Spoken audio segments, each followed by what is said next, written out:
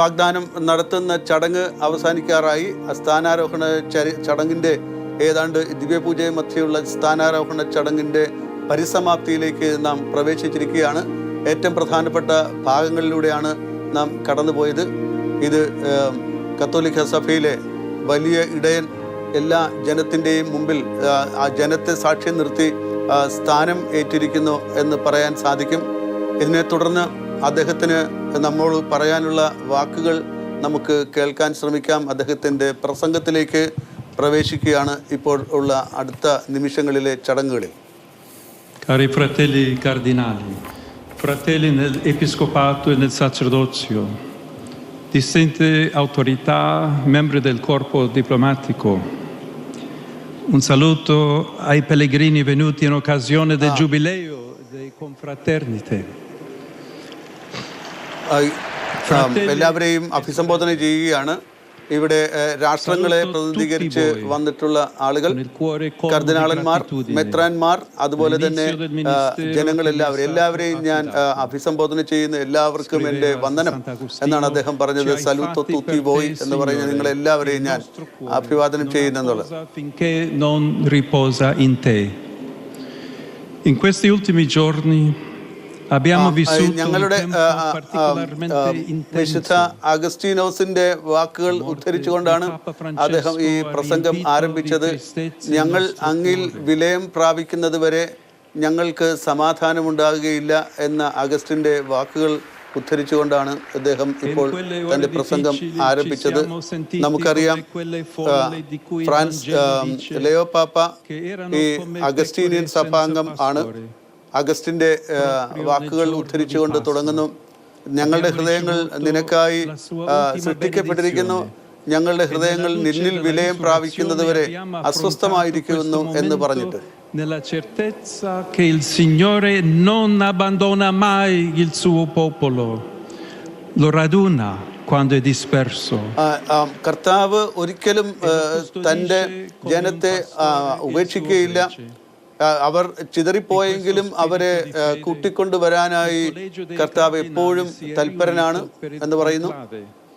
Arrivando da storie e strade diverse, abbiamo posto nelle mani di Dio il desiderio di eleggere il nuovo successore di Pietro, il vescovo di Roma, un pastore capace di custodire il ricco patrimonio della fede cristiana e al contempo di gettare lo sguardo lontano per andare incontro alle domande, alle inquietudini e alle sfide di oggi.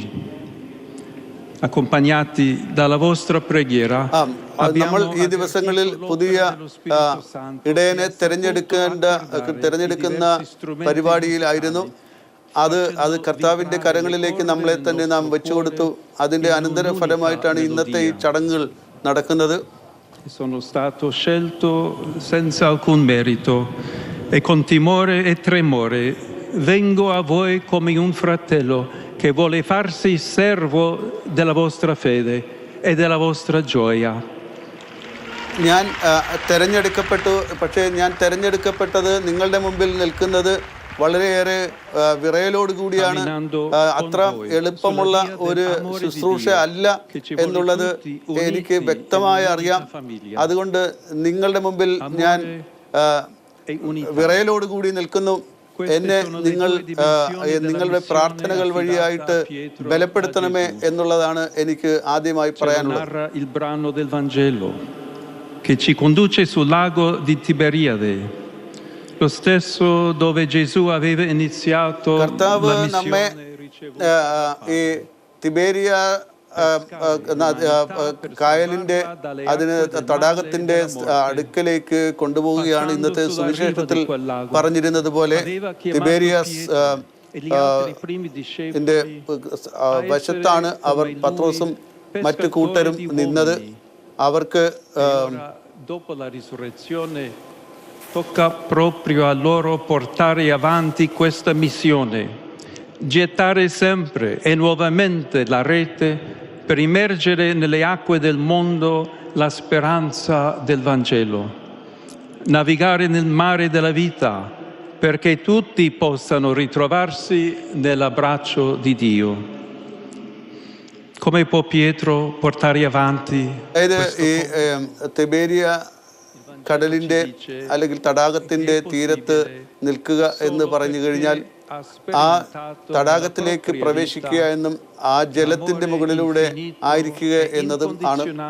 അതത്ര എളുപ്പമുള്ള കാര്യമല്ല. ജലത്തിൻ്റെ മുകളിലൂടെ സഞ്ചരിക്കുക എന്ന് പറയുന്നത് ആ വഞ്ചി മറിയാനുള്ള സാധ്യതകൾ എപ്പോഴുമുണ്ട്. എന്നാൽ കർത്താവ് നമ്മെ കാത്തു പരിപാലിച്ച് മുന്നോട്ട് കൊണ്ടുപോകും എന്നുള്ള വിശ്വാസമാണ് നമുക്ക് ഉള്ളത്. che si riferisce all'amore che Dio ha per noi, al suo offrirsi senza riserve e senza calcoli. Diverso da quello usato ഞാൻ per la പറയാൻ risposta di ഉദ്ദേശിക്കുന്നത് Pietro, ദൈവം നമ്മോട് che invece കാണിക്കുന്ന descrive l'amore അതിരുകളില്ലാത്ത di amicizia സീമകളില്ലാത്ത സ്നേഹത്തെക്കുറിച്ചാണ്. ആ സ്നേഹം നമുക്ക് കാണിച്ചു തന്നത് യേശുക്രിസ്തു ആണെന്നുള്ള ബോധ്യവും എനിക്കുണ്ട്. ദൈവത്തിന്റെ സ്നേഹത്തിന് ഒരിക്കലും അറുതിയില്ല, ഒരിക്കലും അതിരുകളില്ല. ആ അതിരുകളില്ലാത്ത സ്നേഹം കാണിച്ചു തന്ന യേശുവിന്റെ പിൻഗാമികളായിട്ട് നാം മുന്നോട്ട് പോകുന്നു.